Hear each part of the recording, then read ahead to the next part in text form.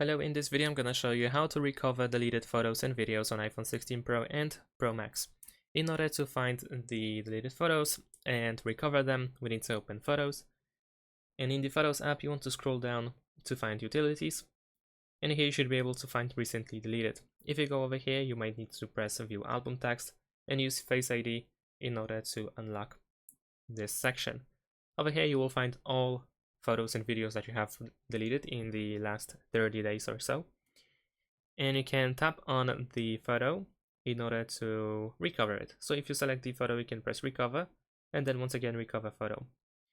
Now, in addition to that, you can also press select over here in order to start selecting multiple items at once.